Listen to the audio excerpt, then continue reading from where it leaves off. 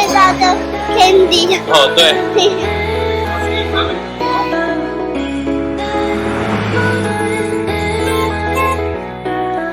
Welcome to Thank You to Travel. My name is Shana. Please like and subscribe. 我们现在来到了希腊的第二大城市，这边呢是塞纳洛迪基哦，非常老舍的一个城市的名字。那它在希腊呢，它是一个非常重要的一个港口，而且在这个城市呢，它已经有3000年的历史了。它已经有3000年的历史了。在早期的亚历山大大帝呢，他就是出生于这个城市，打造了这个马其顿王国，跟我们之前去的北马其顿是不一样的。在希腊人的眼里呢，这边才是真正的马其顿。这一区呢，这边是拜占庭的广场，在我身后方的这个是加莱里乌斯拱门，这是建立于西元3世纪末的时候，2980年到300年建立了这个拱门。那当初就是在加莱里乌斯打赢了一场胜利的仗，而建立了这个象征于凯旋门的这个拱门。这是我们在很多个地方都会看得到的圣索菲亚大教堂。之前我在土耳其啊，在保加利亚都有看过。那在希腊这边呢，它又是另外一间不一样的了。我们一起进去参观啦。这间就是在这个城市里面最重要的希腊东正教的教堂。建立于西元8世纪的一间古老的这种东正教的拜占庭式教堂。那它在15世纪的时候，那时候奥图曼土耳其人入侵时，曾经改建为清真寺，一直到了20世纪初的时候，才又改建回来东正教的教堂。那我们在这条街道上呢，走过来看到一间蛮壮观的修道院，这里是 Holy Monastery 神圣的修道院。看一下这边还有圣水 Holy Water， 那我们稍微里面拍一下好了。这间东正教教堂，它就比较典型的这种，里面就是这样金碧辉煌的，就是小小的一间而已。这间修道院跟我们在罗马尼亚看到的那种东正教教堂是蛮类似的。这里是摩迪安诺。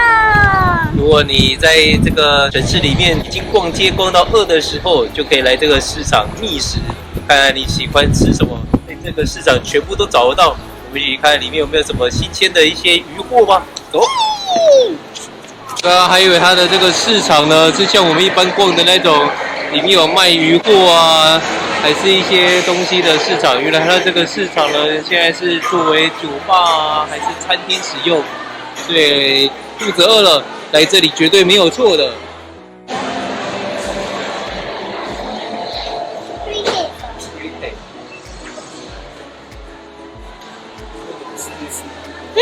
好吃，就像那个 Turkey traditional 的 candy。哦，对。花生糖。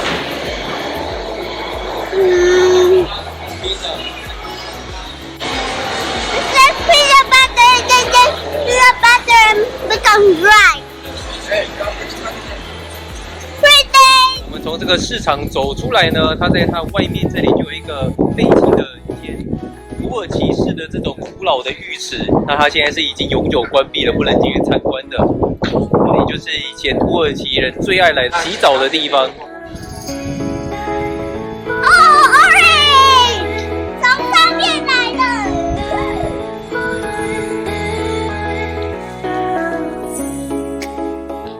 真奇怪，不知道今天是不是星期天的关系，我们连续去了好几个教堂，它都是关门的。那这间帕纳吉亚查肯教堂，它是在西元11世纪的时候就已经建立了。大家来看一下这边，里面就是有很多这种马赛克的瓷砖艺术。那这间教堂啊，它也是列为世界文化遗址了，有这个标志的，就是世界文化遗产。可惜啊，又不能参观这间了。那我们再去下一个，往这边再走，会有也比较大型的教堂。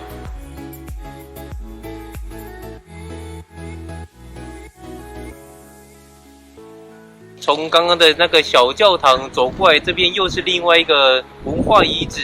这里是塞萨洛尼基的一个古罗马的广场，在这里呢，就是以前他们的小市集。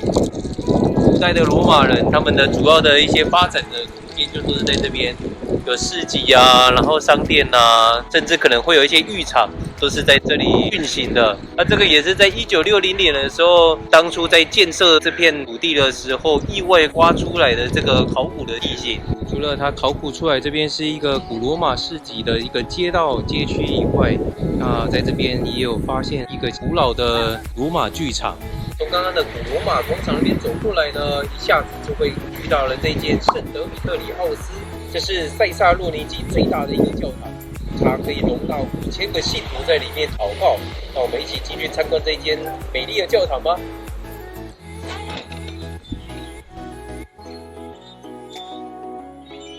现在来到这间是圣德米特里奥斯大教堂，整个城市里最大的一间东正教的教堂就在这里。这间它就不像我们刚刚看到的东正教的教堂这么的豪华，它比较少壁画在上面，装饰也是比较朴实一点。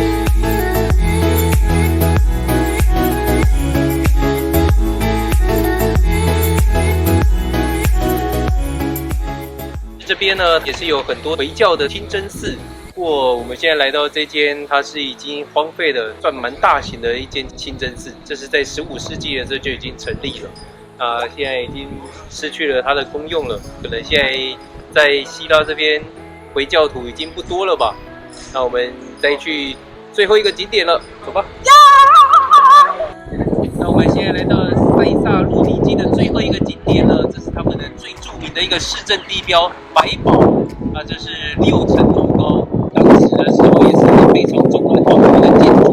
据说在土耳其人入侵之后，这边也曾经为土耳其人的监狱。